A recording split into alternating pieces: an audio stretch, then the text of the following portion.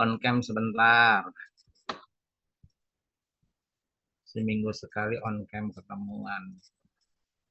Salma Kota, Alfiansa Saputra. Silakan kameranya dinyalakan masing-masing untuk saling menyapa. Karena nanti pada saat rekrutmen sesungguhnya itu sekarang sudah mulai online loh. Interviewnya online, ya, supaya lebih memudahkan. Jadi dibiasakan, ya, dibiasakan untuk stay tune, ya. Salma Kota di mana ini? Dirubah di kantor? Di rumah Bapak. Di rumah. Besok libur nggak sih? Enggak ya? Kampus libur nggak? Enggak kan? Besok ada kuliah nggak? Ada perkuliahan nggak?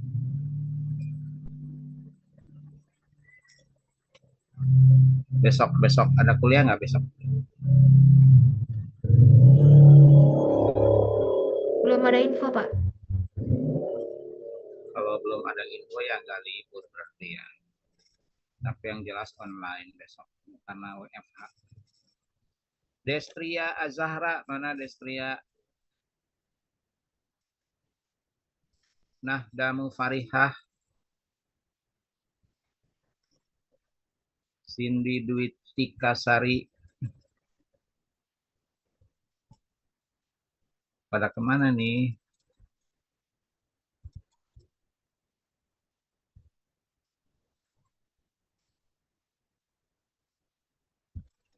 Dewi Nurlintan. Nah, kan kalau nyala gitu kan cakep ya.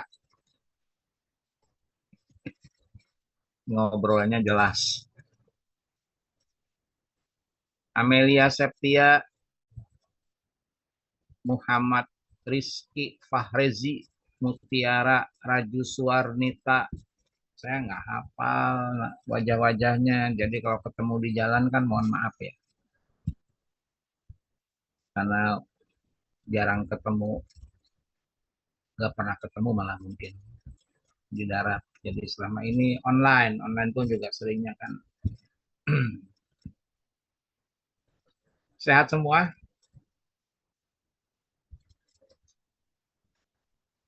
Alhamdulillah sehat Bapak. Alhamdulillah sehat Bapak. Ya.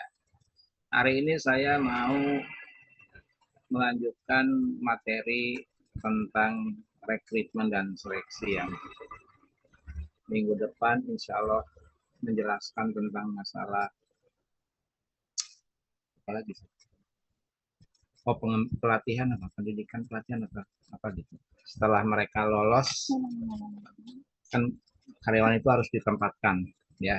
Nah, itu ada yang namanya program induksi, onboarding namanya ya.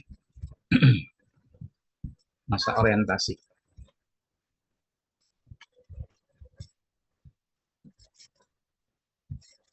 Saya share ya. Ya, kalau sudah ini boleh dimatikan mungkin supaya stabil sinyalnya. Tadi dinyalakan dulu supaya tegur sapa ya. Udah muncul slide-nya kawan-kawan. Salma ini namanya siapa ya, panjang banget. Salma Ramadhani Kota Hatu Haha. Betul nggak nih namanya? Apa salah nulis?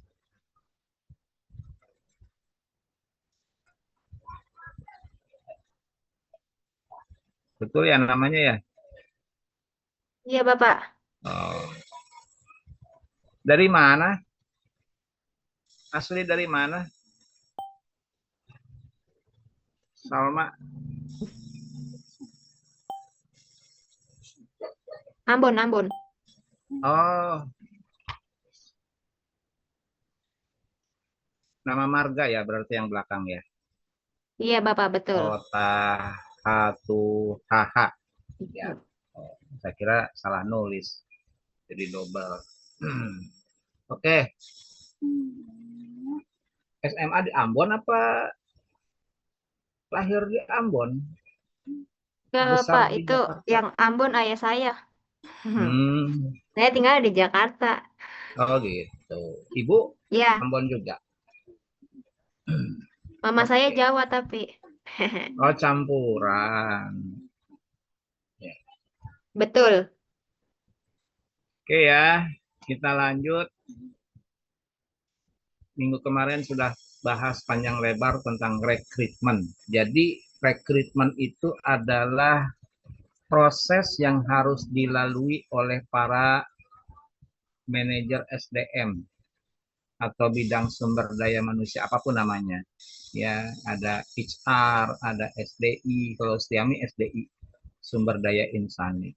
Ada SDM, ya, apapun namanya.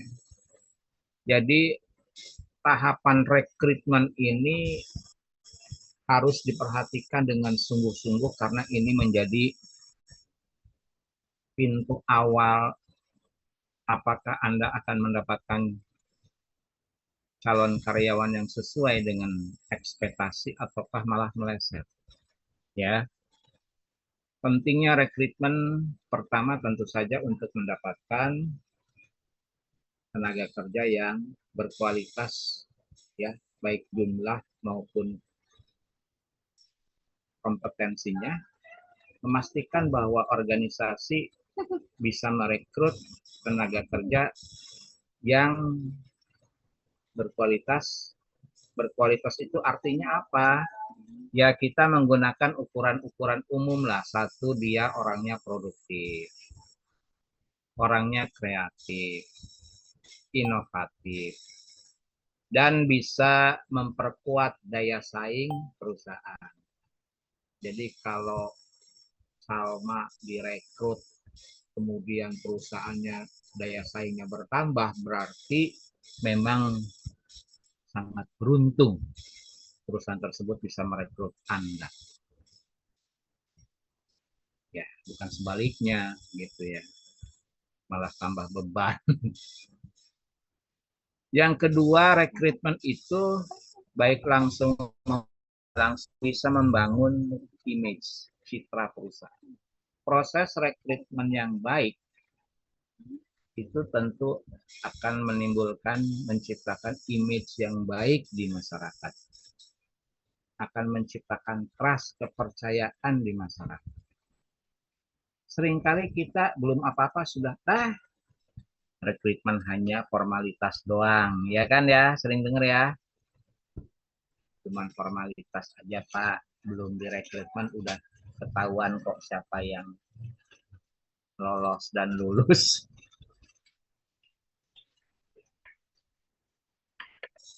Kalau ada semacam seperti itu, untuk apa dong open recruitment ya? Diam-diam aja ya.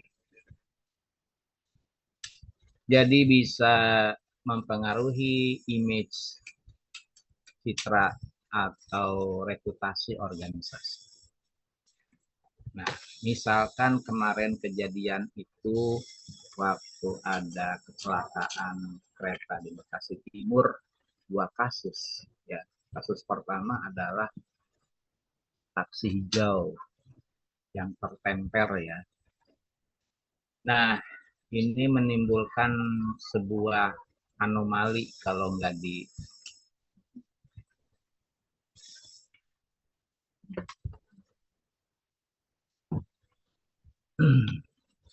ini bisa menimbulkan anomali kalau tidak segera ditangani oleh manajemen. Kalau pelanggan sudah mulai kehilangan kepercayaan, apa jadinya? Ya, karena sebelumnya reputasi supir Green SM ini banyak diceritakan di luar sana sebelum kejadian kemarin. Ya, sudah berapa kali tuh taksi hijau tuh. Sehingga diputuskanlah ini harus diperiksa. ya oleh kepolisian, diusut. Berita terakhir ini supir masih ditahan, kalau nggak salah. Ya kan akhirnya dipertanyakan sistem rekrutmennya gimana sih supir Green SM ya?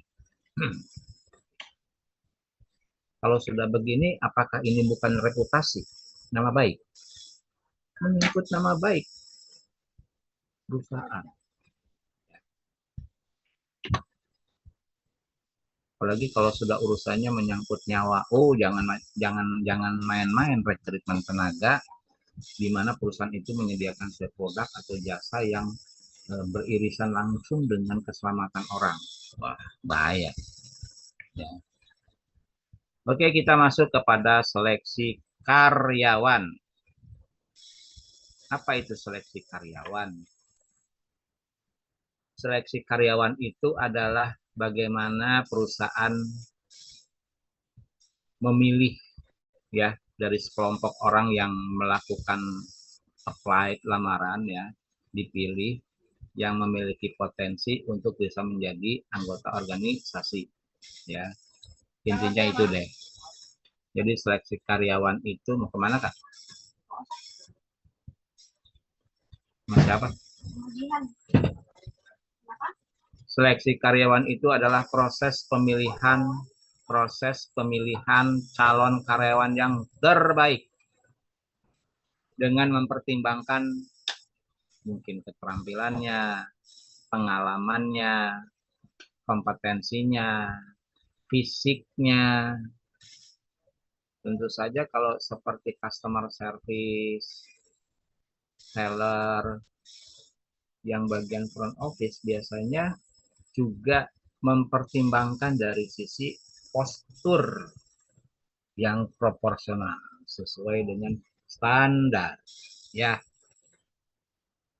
beda dengan mereka yang di back office barangkali.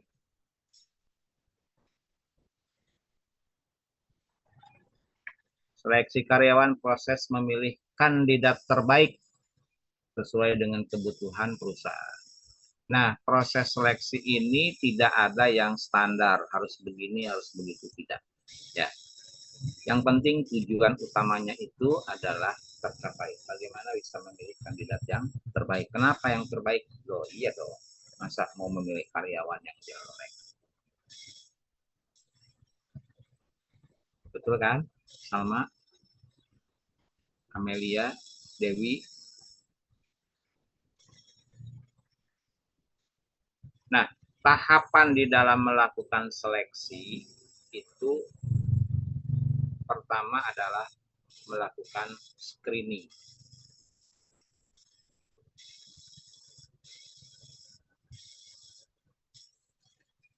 Screening itu pemeriksaan awal, misalkan dari sisi kelengkapan administratif misalkan, itu sudah masuk proses seleksi ya. Jadi rekrutmen merupakan bagian sangat strategis. Lalu perusahaan yang proses rekrutmennya itu tidak tersistem dengan baik, asal jalan aja ya, asal terselenggara, itu biasanya nanti ke belakangnya menghadapi masalah, misalkan tingginya turnover. Tahu turnover? Turnover itu yang keluar masuk karyawan, maksudnya yang resign, yang masuk itu terlalu cepat, terlalu tinggi. Itu nggak bagus. Kapan jadinya dong kalau gitu ya? Karena karyawan baru harus dididik, udah mau jadi keluar, dididik, kan itu waktu, biaya, dan segala macam. Itu namanya turnover. Ya. Karyawan yang resign, yang masuk itu terlalu tinggi. Salah pilih kandidat, biaya pelatihan yang membengkak, waktu yang terbuang percuma. Ya. Tapi kalau perusahaan punya sistem rekrutmen yang baik, itu bisa menyaring talenta dengan lebih tepat. Kapan, di mana, bagaimana. Ya. Jadi apa sih yang di screening, yang diseleksi? Ya, di dalam memfilter kandidat, pertama biasanya adalah kesesuaian. kesesuaian antara kemampuan, kompetensi, skill, dan atau kesesuaian pengalaman terhadap kebutuhan posisi. Makanya kenapa banyak perusahaan yang diutamakan yang telah berpengalaman, experience. Diutamakan yang berpengalaman. Kenapa? Tapi ada juga rekrutmen yang fresh graduate yang belum punya pengalaman. Ya, biasanya rekrutmennya itu lewat ini job fair. Kalau job fair itu rata-rata biasanya banyaknya yang entry job level, ya, yang baru memasuki dunia kerja. Lalu apalagi yang di-filter, yang di-screening? Kecocokan budaya, culture, agar kandidat bisa beradaptasi. Jadi bukan sekedar pintar, jenius, kompeten, skillnya tinggi. Budayanya cocok nggak dengan organisasi kita punya. Karena kalau nggak cocok, itu nanti benturan di dalamnya. Ya. Manusia ini bukan mesin. Jadi nanti ada benturan-benturan saat adanya ketidakcocokan, ya, budaya timur, budaya barat, budaya tengah. Nah, itu penting. Bisa nggak beradaptasi mengikuti dengan budaya yang ada? Ya kalau nggak sanggup susah. Nanti akan banyak konflik juga. Lalu kecocokan dalam motivasi. Ya. Dan lain sebagainya. Ini yang biasanya jadi tahapan seleksi itu kurang lebih ada yang mengatakan 7, paling lama, paling panjang itu 7 ya. Nggak semuanya seperti begini sih ya. Tergantung skala perusahaan, posisi yang mau diisi, ya, metode rekrutmennya seperti apa. Tapi kurang lebih kalau diikuti semuanya itu ada 7 tahapan, dari mulai aplikasi, ya, membuka lamaran, kemudian screening sebelum seleksi, artinya surat-surat lamaran itu diperiksa, ya. Teman-teman sekarang kan CV itu sudah berbasis digital ya. Jadi sekarang melakukan proses seleksi CV itu udah lebih mudah, udah pakai AI semua. Kalau dulu diperiksa satu-satu, sekarang udah nggak gitu. Biar AI yang menseleksi applied mana yang lolos coba. Sekarang makanya dalam paper tugas individu kalian itu kan bagaimana pengaruh teknologi digital ya terhadap dunia manajemen SDM. Itu luar biasa. Lalu nanti ada proses interview awal untuk memastikan benar nggak ini Anda, benar ini nggak kamu, kan gitu ya. Cocok nggak, sesuai nggak dengan apa yang ditulis. Lalu melakukan asesmen, dites, diuji, ya. Lalu biasanya ada reference, misalkan ada cross reference, misalkan mencari referensi, katanya dia dulu pernah melamar di perusahaan A, dia coba cek ke perusahaan A, benar itu, benar nggak ini yang namanya Salma atau namanya Amelia, dia cross check dengan perusahaannya, benar nggak atau ngarang, ya. Kemudian diambillah keputusan, ya, dari hasil berbagai tes tertulis, tes apalah, reference, ya, check and recheck, diambillah decision, keputusan. Baru kepada kontrak, job offer. Jika mau diterima, ya lanjut. Ya. Selanjutnya adalah penempatan dan seterusnya. Oke. Nah, bicara asesmen seleksi itu banyak alatnya ya. Kemarin saya sudah pernah saya share bagaimana Elon Musk cara menseleksi calon kandidatnya. Ya, Google cara menseleksi calon kandidatnya. Itu beda-beda. Telkom pun beda, PT Pos beda. Ya kan? Pada proses asesmen. Biasanya ada 2. kalau dikelompokkan. Testing dan interview. Testing itu apa? Testing itu adalah tes tertulis. Ada juga tesnya dalam bentuk tes audio, misalkan bahasa Inggris. Atau mungkin tes secara lisan. Salah satunya adalah tes kognitif.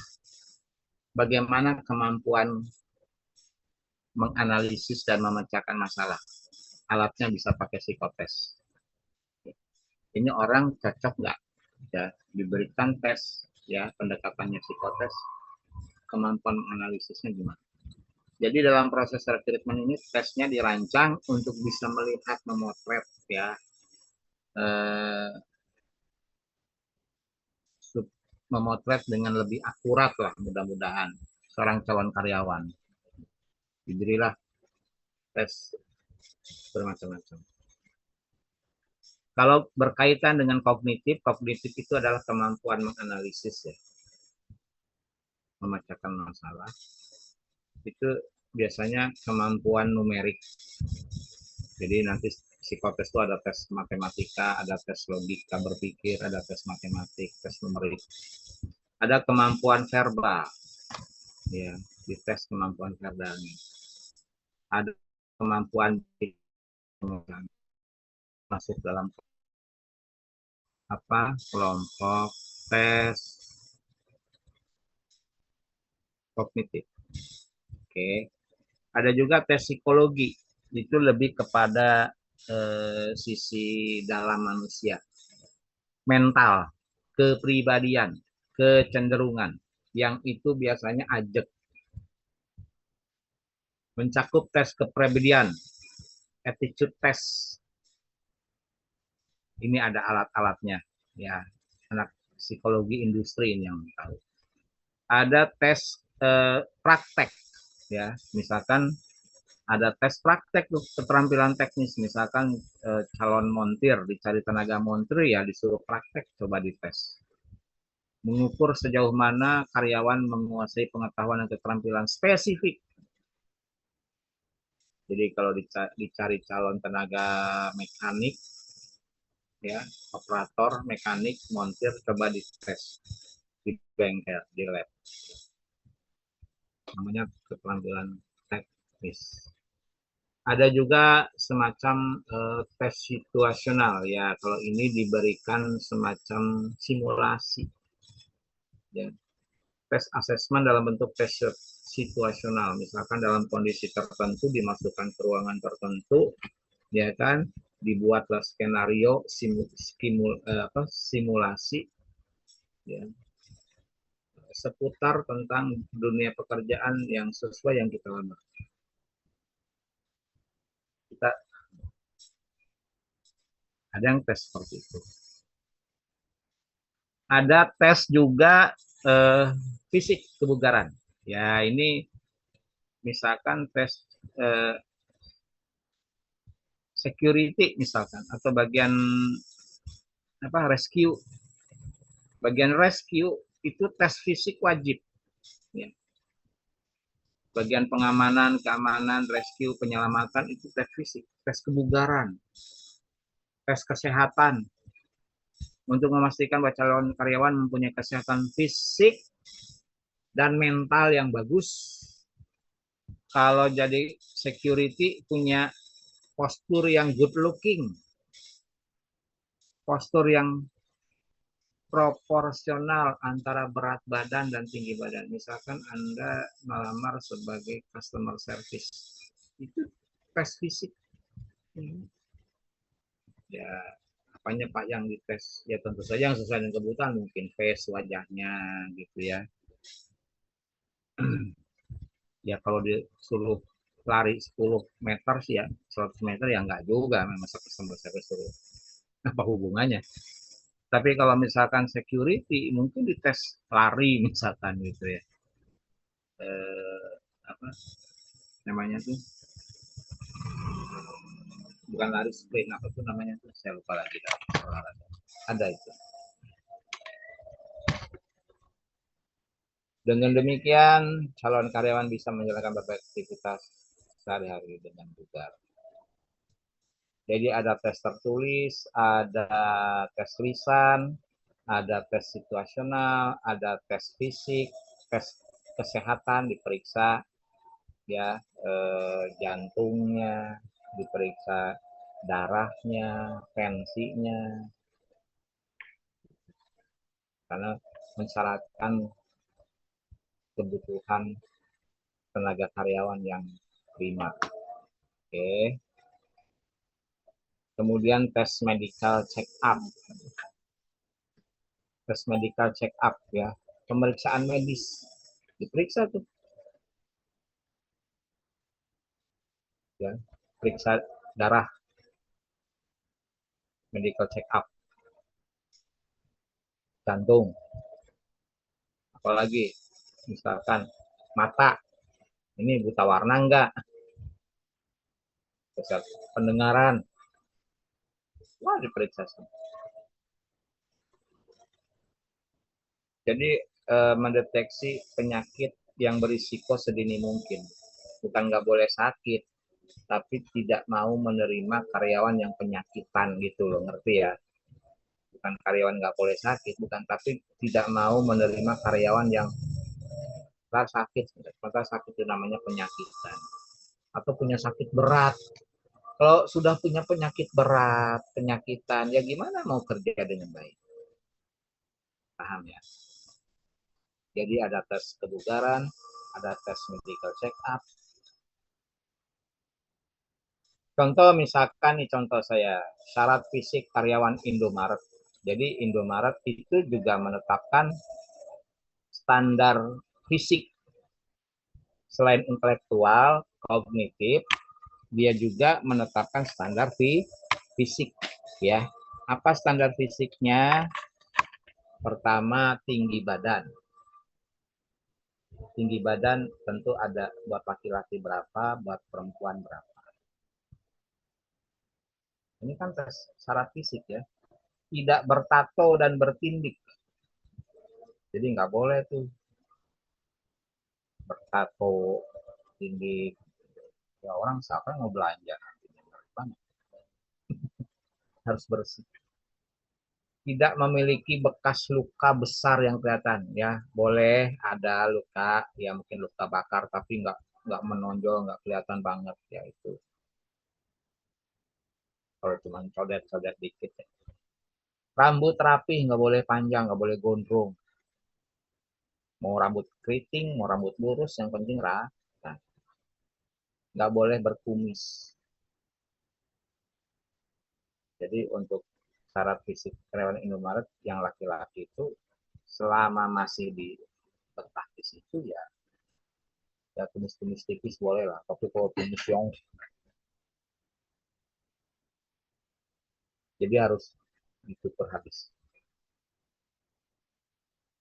Aksesoris terbatas, ya cukuplah jam tangan, kalau kita langsung pakai segala macam-macam ya, pakai cincin semua jari, pakai cincin gitu kan, kiri kanan pakai cincin, terus belang kayak toko emas ya. Ini syarat fisik kontennya. Nah, testing selanjutnya adalah interview. Ya, interview itu supaya bisa menangkap langsung pesan dari si calon ya. Pertemuan formal antara pelamar dan perwakilan perusahaan. Perwakilan perusahaan itu kan bisa manajer HR-nya, bisa konsultannya, bisa lembaga jasa ketiga, ya kan, yang menggunakan jasa rekrutmen. Atau bisa juga langsung pimpinannya. Wawancara itu bisa satu orang, ya. Jadi modelnya itu wawancara bisa satu pewawancara, satu yang diwawancara tertutup. Ada yang modelnya satu pewawancara yang diwawancaranya banyak, 10 orang misalkan, ya nanti ditanyanya paralel, yang nanyanya cuma satu orang. Atau yang nanyanya banyak, yang ditanya satu. Dulu saya seperti itu waktu melamar kerja awal ya di perusahaan PMA Korea itu, waktu wawancara, yang diwawancaranya sendiri, yang mewawancaranya di depannya ada 5. Coba, Mas. 5 itu siapa? SDM Pusat, Jakarta, karena saya waktu itu masuknya dari Bandung, ya, melamar untuk posisi di Bandung, jadi SDM Pusat, manajer cabang Bandung, terus orang Koreanya langsung ada, ya, bukan presiden direktur lah, tapi dia bertanggung jawab dalam masalah tenaga kerja. Orang Koreanya langsung, ya, ada manajer cabang Bandung untuk orang kita, kemudian ada bagian SDM dari pusat, orang kita juga, terus ada bagian dari, pokoknya 5 orang deh, saya lupa lagi. Itu mereka nanya berganti, jadi kayak di sidang aja sama 5 orang itu.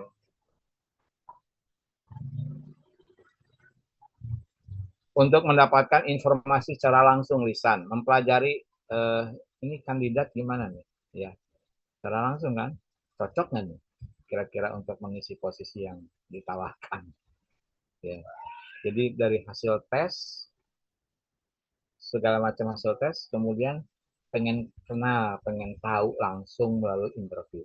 Nah, interview ini sekarang ada juga yang modelnya online. Tapi ada interview juga yang harus ketemu tatap muka karena ingin melihat fisik. Karena perlu ada syarat tes fisik. Ya. Ada cuman online juga ya nggak butuh banget fisik. Tapi dia skill, kita yang butuhkan adalah kemampuan kognitif. Kalau fisik ya standar. Jadi di dalam interview itu apa fungsi wawancara kerja? Pertama, memverifikasi apa yang Anda tulis di dalam CV. Itu harus ya, selain oleh AI, oke lah, tapi kan keputusan tetap ada di tangan manusia. Yang diverifikasi itu pendidikan, pengalaman. Kalau pendidikannya dibutuhkan, ya ditanya. Pengalaman kerja selama ini di mana? Kompetensinya apa? Apa yang bisa diberikan bagi perusahaan? Kontribusinya apa? Minta gaji berapa? Wawancara juga tujuannya adalah memperkenalkan profil, company profile kepada kandidat, diperkenalkan secara umum ya.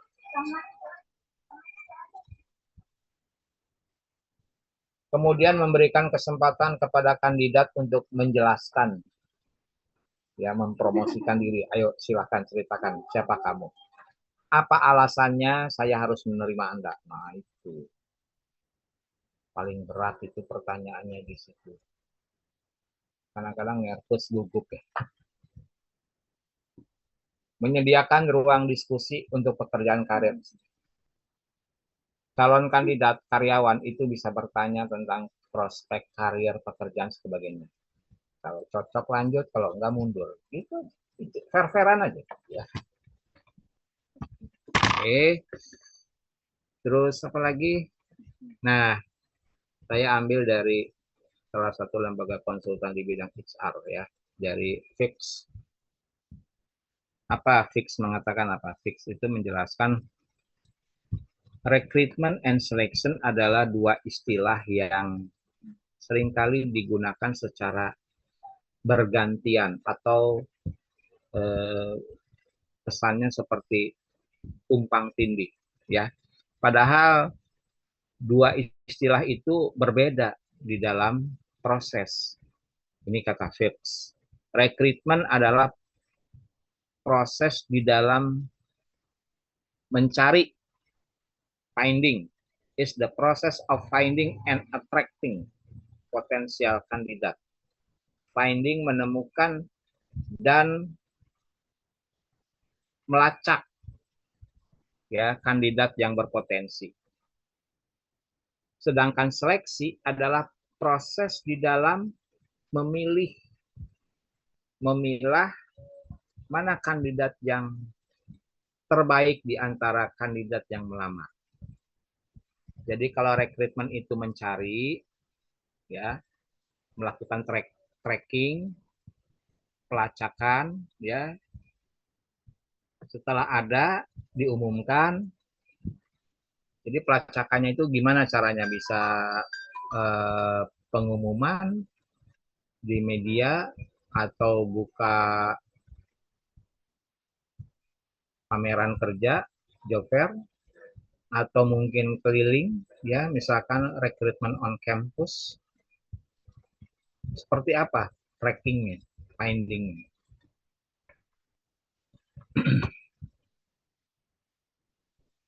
Nah, masih menurut Fix, rekrutmen yang efektif, ya, rekrutmen dan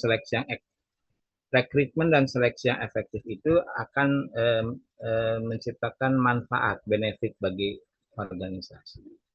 Apa manfaatnya? Satu, akan mendapatkan the best talent, ya, talenta terbaik. Attracting the best talent. Increase productivity, bisa meningkatkan produktivitas perusahaan. Cost saving, ya, menghemat biaya. Bukan menghabis-habiskan biaya, tapi tetap karyawan nggak dapat, ya. Cost saving. Atau sudah dapat karyawan malah boncos, ya, tidak boro-boro produktif, yang ada malah boncos.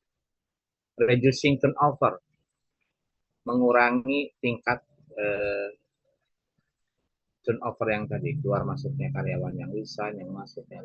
Itu karena memang rekrutmennya nggak efektif.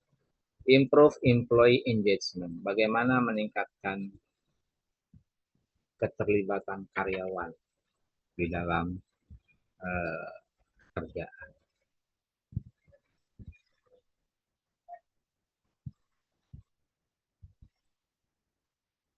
Recruitment and selection adalah dua hal yang sangat esensial bagi kesuksesan organisasi, ya. Recruitment and selection yang efektif dapat membantu mendorong organisasi untuk melacak, mendapatkan, dan menjaga, memelihara, merawat para top talent, meningkatkan produktivitas, dan menekan kos biaya. Organization should implement recruitment and selection strategy that align with the goal. Organisasi harus mengimplementasikan sistem rekrutmen dan seleksi, ya, yang sesuai, ya, yang selaras dengan tujuannya, dalam rangka mencapai memperoleh karyawan yang baik. Ini adalah hal penting untuk memastikan bahwa recruitment and selection, untuk memastikan proses seleksi dan rekrutmen itu berjalan dengan fair, dengan jujur, dengan terbuka, dengan transparan, ya, fair, transparan, and unbiased. Jangan sampai ada bias, abu-abu, bingung. To create a positive work environment, untuk menciptakan lingkungan kerja yang positif and promote equal opportunities for all, dan mempromosikan atau mengenalkan kesempatan yang sama untuk semua kandidat. Promote equal opportunity for all, untuk semua, bukan untuk titipan, bukan untuk siapa yang, tapi untuk semua, ya. Jadi the recruitment cycling, ya, cycle-nya rekrutmen itu pertama adalah workforce planning, mengidentifikasi kebutuhan baik secara kuantitas maupun kualitas berdasarkan target tujuan bisnis. Kalau yang dibutuhkannya adalah para salesman hebat, karena bisnis ini punya tujuan akan membawa organisasinya untuk go internasional, minimal ASEAN, berarti saya harus mencari para salesman yang aktif mampu secara aktif di dalam penguasaan bahasa Inggris, ya, seperti itu. Itu mau nggak mau, harga mati.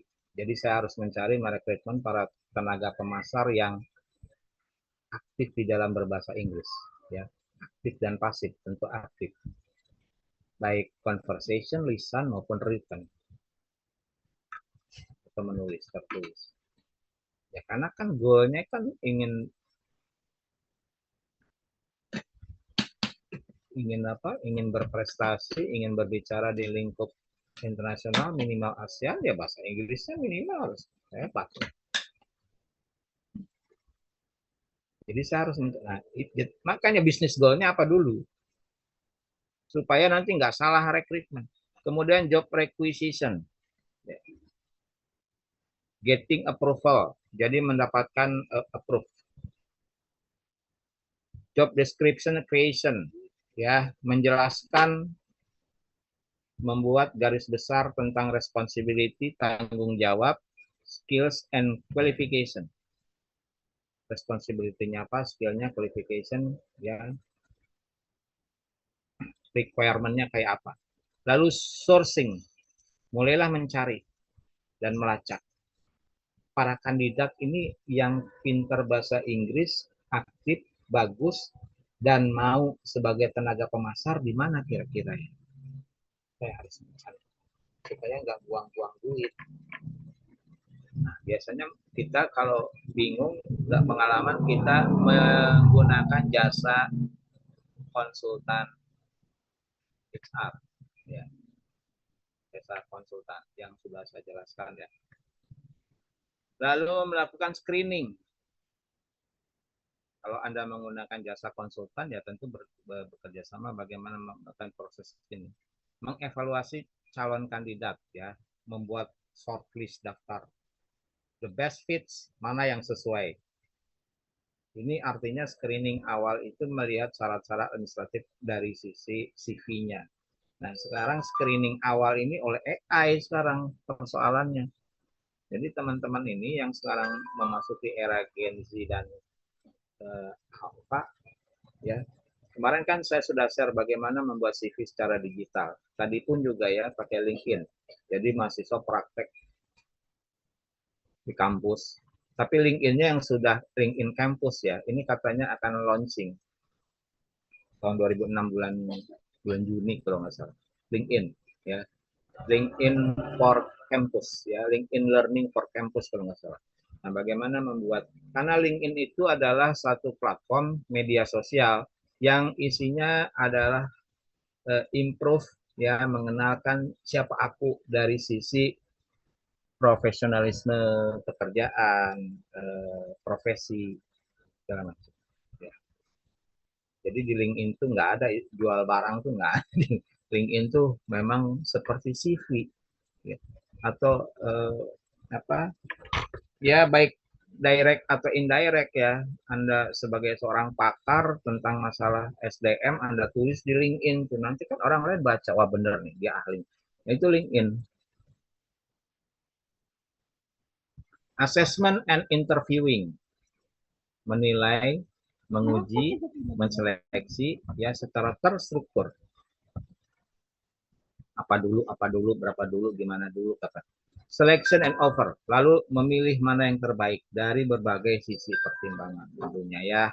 Jadi diserahkan kepada manajemen dari si perusahaan jasa konsultan ini, menyerahkan kepada manajemen. Onboarding, nah onboarding itu adalah ketika dia sudah diterima, dia harus melakukan onboarding. Onboarding itu penyesuaian, ya. Ada yang menyebutkan induction program, ada yang menyebutkan masa kalau sekolah itu kan ada masa orientasi. Nah, onboarding itu sama, ya seperti masa orientasi. Untuk memastikan transisi yang bisa berjalan dengan baik, karena kan masuk di lingkungan baru, situasi baru, itu perlu ada onboarding, ya, ada penyesuaian, ya. Itu kurang lebih ya, tergantung macam-macam. Apakah onboarding bagian dari proses seleksi? Bisa jadi. kalau di onboardingnya itu ternyata nggak klop, ya menimbulkan konflik, belum apa-apa udah berkonflik. Saya dulu waktu diterima itu onboardingnya 2 bulan. Pas bulan kedua itu masuk bulan Ramadan. Itu onboardingnya. Mengenalkan eh,